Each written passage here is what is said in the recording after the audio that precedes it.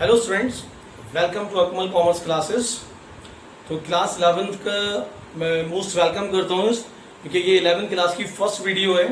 अभी तक मैंने 11th क्लास की कोई वीडियो अपलोड नहीं करी थी, केवल 12th क्लास की वीडियो ही अपलोड करी थी क्योंकि उनका ज़रा बोर्ड एग्जाम का इशू होता है, तो इसलिए अप्रैल से उनकी वीडियोज़ हमने अपलोड की थी और 11th अब आज से हमने स्टार्ट किया है। तो बच्चों जो भी इसमें प्रॉब्लम हो आप नीचे कमेंट बॉक्स में लिखकर पूछ सकते हैं, ठीक है। चैप्टर 6 से हम इसको स्टार्ट कर रहे हैं, दैट इज अकाउंटिंग इक्वेशन, ठीक है। थियोरेटिकल पार्ट आपने इसका पढ़ रखा होगा, नहीं हो तो पढ़ लीजिएगा एक बार। अब आप इसके न्यूमेरिकल पार्ट पे आ जाइए। जैसी डी के गोयल की बुक में चैप्टर 6 में फर्स्ट पेज खोलेंगे, वहां पर आपको एक बैलेंस शीट बनी हुई मिलेगी। This is the balance sheet. Balance sheet क्या होती है? It is a statement which shows the financial position on a particular date. Balance sheet एक ऐसा स्टेटमेंट होता है अकाउंट का जो एक पर्टिकुलर डेट पे आपके बिजनेस की फाइनेंशियल पोजीशन बताएगा कि बिजनेस हमारा कैसा चल रहा है, ठीक है। मतलब उसकी कंडीशन क्या है, प्रॉफिट या लॉस से मतलब नहीं है, केवल उसकी फाइनेंशियल पोजीशन कैसी है। और तो बैलेंस शीट के दो पार्ट होते हैं, लायबिलिटी साइड होती है, liabilities amount, assets amount. Liabilities का दूसरा मतलब होता है सोर्सेज ऑफ फंड, हमारे पास कहाँ से पैसा आया बिजनेस को चलाने के लिए। तो उसके पास दो सोर्सेज होते हैं हमारे पास, बिजनेस को चलाने के लिए जो हम पैसा लेते हैं वो दो सोर्सेज से लेते हैं।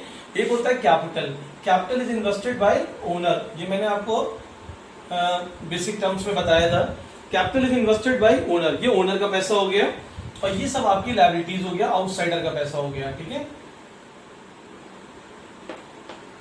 तो जो बिजनेस में, जैसे सपोज करिए आप कोई बिजनेस स्टार्ट करते हैं, आपने बिजनेस में 10 लाख रुपीज से आपने बिजनेस स्टार्ट किया, 4 लाख रुपीज आपने अपने लगाए, 6 लाख रुपीज लोगों से उधार लिए, उसमें गुड्स भी है और कैश भी है, जो भी पैसा आपने उधार लिया, ठीक है। तो जो आपने अपना लगाएंगे दैट इज कैपिटल, 4 लाख, जो बाकी उधार लेंगे वो लायबिलिटीज।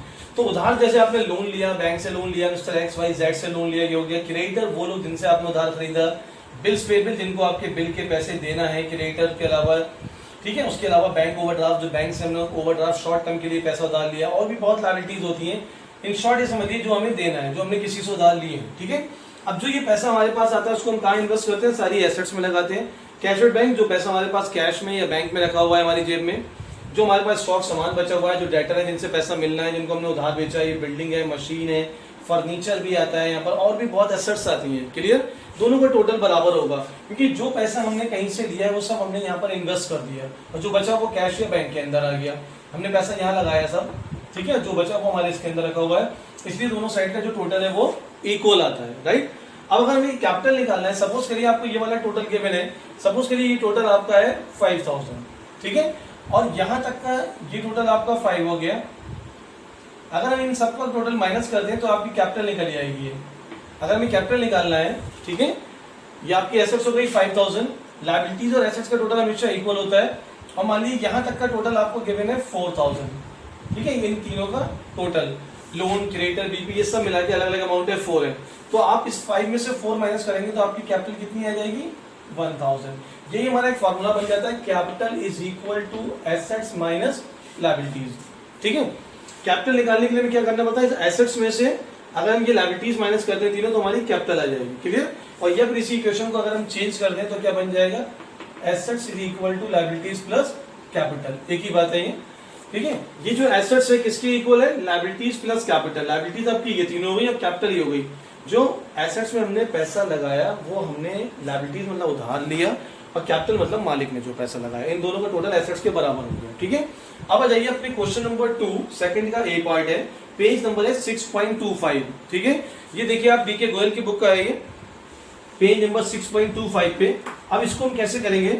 अकाउंटिंग इक्वेशन है हमारी। इक्वेशन क्या होती है? ये हमारी इक्वेशन, ठीक है, याद रखिएगा ये equation, assets is equal to liabilities plus capital. अब हमारे बिजनेस में कोई भी ट्रांजैक्शन होगा, लेन देन होगा, इवेंट होगी कोई भी, जिसमें पैसा इन्वॉल्व होना चाहिए, ठीक है, पैसा इन्वॉल्व से मतलब मनी में उसकी वैल्यू होना चाहिए, तो वो ट्रांजैक्शन कहीं ना कहीं तीनों इस इक्वेशन को इफेक्ट जरूर करेगा, ठीक है। जैसे फॉर एग्जांपल आप क्वेश्चन से ले लीजिए डायरेक्ट। फर्स्ट पॉइंट है आपका, Mohan started business with cash. यहाँ पर मैं ट्रांजैक्शन नंबर डाला, यहाँ पर एसेट्स के नेम लिखेंगे, बताएंगे कैसे। ये लायबिलिटीज हो गया, वो कैपिटल हो गया, ठीक है। तो हमारी इक्वेशन थी assets is equal to liabilities plus capital. देखिए अब एसेट्स के पार्ट क्या क्या होते हैं, जैसे कैश, क्या हो गए, फर्नीचर, ये क्वेश्चन में जो जो आते जाएंगे वो हम आगे बढ़ाते चले जाएंगे, ठीक है। सबसे पहले आप कैश लिख दिए, कैश जरूर होगा, उसके बाद जो जो क्वेश्चन में आएगा मैं बताता जाऊंगा। ये ट्रांजैक्शन नंबर, यहाँ पर हम ट्रांजैक्शन भी लिख देते हैं, पूरा जो क्वेश्चन में गिवन है वो ट्रांजैक्शन है, ठीक है। और अगर हम इतना लंबा चौड़ा लिखेंगे तो पेज ज्यादा यूज होगा, इसलिए हम ट्रांजैक्शन नंबर डाल देते हैं, इससे अच्छा यहाँ पर 1, ठीक है। फर्स्ट पॉइंट है इसमें, Manu started business with cash ₹50,000। Manu owner है, इन्होंने बिजनेस स्टार्ट करा कैश लगाकर। जब ओनर बिजनेस में कैश लगाएगा तो हमारे बिजनेस के अंदर कैश आएगा। हमें जो सोचना है अकाउंटिंग में, मैंने बताया था बिजनेस के पॉइंट ऑफ व्यू से सोचना है, बिजनेसमैन के पॉइंट ऑफ व्यू से नहीं सोचना है। आप ये मत सोचो कि बिजनेसमैन के पास से पैसा गया, आप इसको ऐसे सोचो कि बिजनेस के अंदर पैसा आया। आप बिजनेस के पॉइंट ऑफ व्यू से सोचो, accounts are prepared with the view of a business, not a businessman. ठीक है। तो अब जब ओनर पैसा लगाएगा तो उसके पास कैश आया। कितना कैश आया बिजनेस के अंदर? 50,000। ये आपने यहाँ पर कैश लिख दिया, कैश के अंदर 50,000 प्लस अभी यहाँ पर हमने जीरो लगाते चले जाएंगे। जो कैश आया उसे कैश में लिख दिया, और जो ओनर पैसा लगाता है हमारा उसको हम बोलते हैं कैपिटल। ठीक है। इक्वेशन हमारी इक्वल हो गई, ये बीच में इक्वल का साइन आ गया, इधर भी 50,000 आ गया, इज इक्वल टू इधर भी 50 आ गया। जो ओनर पैसा लगाएगा वो आपकी कैपिटल कहलाएगी, और वो पैसा हमारा कैश में भी आएगा। नंबर 2 पे आ जाइए। अब आप सेकेंड पॉइंट है, बॉट फर्नीचर फॉर 500। अब हमने furniture purchase, okay first point हो गया। सेकंड पॉइंट देखिए, फर्नीचर परचेज। अब इसमें हमने बॉट फर्नीचर ₹500, फर्नीचर परचेज करा, फर्नीचर आपके पास आया तो फर्नीचर में आपने 500 प्लस कर दिए। फर्नीचर हमारी एसेट्स बढ़ गई, फर्नीचर में प्लस, जो एसेट्स आएगी उसे एसेट्स में लिखेंगे, जो लायबिलिटीज होगी उसे लायबिलिटीज में। फर्नीचर आया, फर्नीचर बढ़ गया, प्लस हो गया, और हमारे पास से उतना ही कैश चला गया, तो ये पैसा कैश में से माइनस हो जाएगा। ठीक है। और बाकी ये कहीं कुछ नहीं आएगा, सबके नीचे आपको जीरो लगा देना है। हर एक इक्वेशन के बाद आपको एक टोटल कर लेना है यहाँ पर। ठीक है। ये आपको टोटल कर देना है सबको, और इसको हम बोलेंगे न्यू इक्वेशन। क्या बोलेंगे? New equation. ठीक है। 50,000 में से 500 माइनस करें, 49,500 plus 500 plus 0 is equal to, creditor भी कुछ नहीं है, आउटस्टैंडिंग भी कुछ नहीं है, और कैपिटल हो गई आपकी 50,000। ठीक है। हर एक पॉइंट के बाद, हर एक ट्रांसैक्शन करने के बाद हमें ये टोटल जरूर करना है, that is called the new equation. हमें ये देखना है एक ट्रांसैक्शन के बाद हमारी इक्वेशन अब क्या हो गई। हर ट्रांसैक्शन के बाद देखिए अब नोट नंबर 3। अब मैं थोड़ा सा टोटल छोड़ दूंगा, टोटल आप अपने आप करिएगा, पॉइंट सारे लिखते जाऊंगा मैं। क्लियर? उसके बाद देखिए 3 में है परचेज गुड्स ऑन क्रेडिट ₹4,000। अब हमने गुड्स परचेज करा, क्रेडिट उधार 4,000 का। जो हम गुड्स खरीदते हैं वो हमारे स्टॉक में आता है। स्टॉक हमारी एसेट्स है, जो हमने यहाँ लिखा था। स्टॉक में वो गुड्स शामिल होता है, तो value of goods unsold at the end of the year, जो गुड्स साल के आखिर में बिकने से रह जाता है वो हम स्टॉक में लिखते हैं। तो जो खरीदते हैं वो ऐड हो जाता है, जो बेचते हैं वो इसमें से माइनस, लास्ट में बैलेंस बचता है। ठीक है। तो हमने स्टॉक में गुड्स खरीदा तो हमारा स्टॉक बढ़ गया, ये स्टॉक में हमारे 4,000 आ गए। ठीक है। जब हमने गुड्स खरीदा, अगर हम कैश में खरीदते, नकद खरीदते तो स्टॉक बढ़ता और कैश हमारे पास से जाएगा। ठीक है। लेकिन यहाँ पर हमने उधार खरीदा है तो स्टॉक तो हमारे पास आया, लेकिन कैश नहीं गया। कैश नहीं गया क्योंकि हमने उधार नहीं खरीदा। ठीक है, सॉरी उधार खरीदा है। अगर हम नकद खरीदते तो हमारे पास से कैश आता। उधार खरीदने में गुड्स आया लेकिन हमारे क्रेडिटर्स बढ़ गए। Creditors are those person who supply the goods on credit to us, या business purchase the goods on credit from them. Business ने जिनसे उधार खरीदा दे आर कॉल्ड क्रेडिटर्स। हमने जो 4,000 रुपए का उधार खरीदा तो हमें ये 4,000 रुपीज अभी देने हैं। ठीक है। और किस हेड में देने? They are called creditors. जिनको देना है दे आर कॉल्ड क्रेडिटर्स। ठीक है। आउटस्टैंडिंग एक्सपेंसेस होते हैं जो हमारे पर ड्यू हो गए, सैलरी के, वेजेस के, इलेक्ट्रिसिटी बिल, टेलीफोन बिल के, वो आउटस्टैंडिंग होते हैं। अगर है तो लिख देंगे, नहीं तो उसे छोड़ देंगे। प्लस 0। अब आप देखिए दोनों साइड इक्वेशन इक्वल आ रही है, इधर भी 4,000 आ गया, इधर भी 4,000 आ गया। क्लियर? अब मैं एक लाइन इसमें केवल ड्रॉ कर रहा हूँ। असल में थोड़ा टाइम भी कम है और ये स्पेस भी कम है, इसलिए आ नहीं पाएगा। आप इसके नीचे एक लाइन छोड़ दीजिएगा पहले न्यू इक्वेशन के लिए। ठीक है। इसका टोटल करना है बस आपका, फिर मैं बता देता हूँ। 49,500 प्लस 500 प्लस 4,000 और is equal to 4,000 plus 0 plus 50,000। ठीक है। देखिए इसको ध्यान से टोटल करते चलना है आपको। उसके बाद आपको क्या करना है, अब आप इसी के नेक्स्ट पार्ट पे हम चलते हैं। ठीक है। मैं आगे आपकी स्टेटमेंट फॉर्मेट बताने की जरूरत नहीं, फॉर्मेट आपको कंटिन्यू 3 हो गया था, 4th वाली इक्वेशन पे आ जाइए आप। ठीक है। ये आपकी सारी एसेट्स रहेंगे ऊपर, और ये आपकी is equal to liabilities plus capital. देखिए इसमें आपका क्या क्या कॉन्सेप्ट है, बैलेंस लिखा हुआ है, इसी के नीचे आप 4 डालेंगे। यहाँ पर ये जो 4th पॉइंट है ये मैंने उठाकर यहाँ लिख दिया, 4th ट्रांसैक्शन नंबर 4। क्लियर? अब इसमें आइए आप देखिए फोर्थ में sold goods on cash cost rupees 500 for rupees 700। हमने गुड्स सेल करा फॉर कैश, नकद पैसे लिए, कॉस्ट उसकी 500 थी, परचेज प्राइस उसका 500 था और हमने उसको सेल कितने में करा 700 में। तो जब हम गुड्स सेल करेंगे तो ये आपका कैश वाला पॉइंट है, हमारे पास कैश आया, कैश में आप 700 प्लस कर दोगे, इसके नीचे ये 700 यहाँ वाले ये मैंने ऊपर लिख दिए, ध्यान रखिएगा 700 यहाँ पर आपने प्लस कर दिए कैश के अंदर, प्लस फर्नीचर में कुछ नहीं आएगा और गुड्स हमारे पास से 500 रुपीज का चला गया। ठीक है, ये सारे पॉइंट आपके नीचे वाले ही हैं, ये कैश है, ये फर्नीचर हो गया आपका, ये स्टॉक जो चल रहा था। ठीक है, कैश में 700 आप प्लस कर देना क्योंकि कैश आया, फर्नीचर से कोई मतलब नहीं, गुड्स हमारे पास से गया 500 का। क्लियर, उसके बाद हमारे पास 7 का कैश आया, 500 का गुड्स गया, 200 का प्रॉफिट हो गया। जो भी प्रॉफिट होगा उसको हमें यहाँ पर लिख देना होगा, ये आपके क्रेडिटर आउटस्टैंडिंग था और ये कैपिटल थी।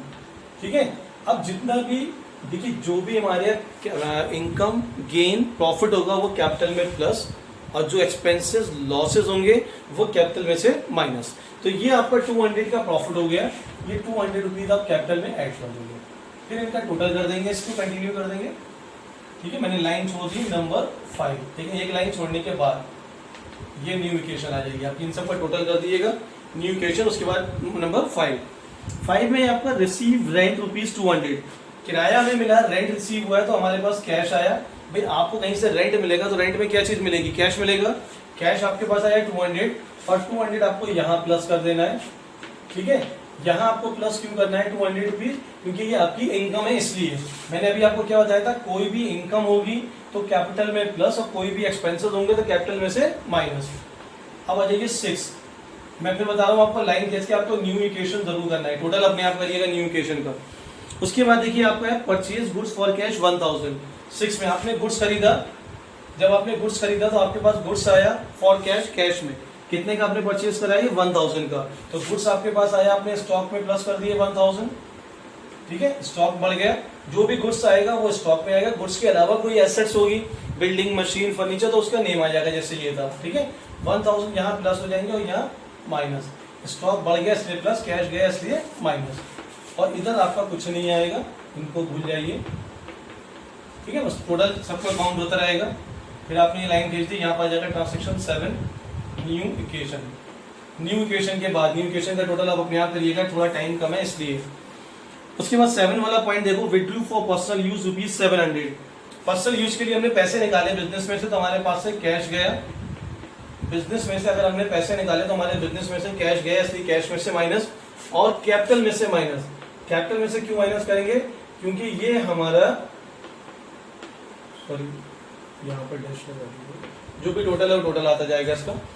कैपिटल में से इसलिए माइनस करा क्योंकि ओनर जो भी पैसा अपने कैपिटल में से निकालेगा वो उसकी कैपिटल कम हो जाएगी। ड्राइंग्स क्या होता है, money taken for personal use, personal use के लिए अगर कोई पैसा निकालेंगे तो वो कैपिटल में से माइनस हो गया। उसके बाद देखिए बस 2 पॉइंट और रह गए, पेड टू क्रेडिटर रुपीज 400।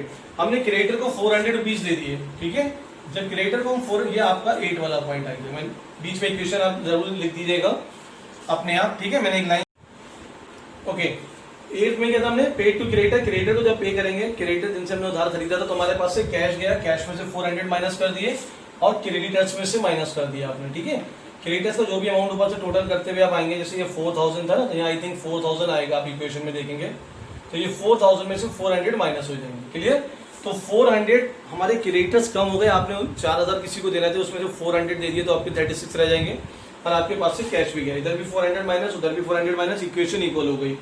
उसके बाद लास्ट पॉइंट देखिए आप 9th वन, इस पॉइंट में आपका लिखा हुआ है पेड फॉर सैलरीज 200। कोई भी एक्सपेंसेस हम पे करें कैश में से माइनस, 200 हमारे पास से कैश गया, इनसे कोई मतलब नहीं है, इसमें कोई चेंज नहीं आएगा, और आपका कैपिटल में से माइनस।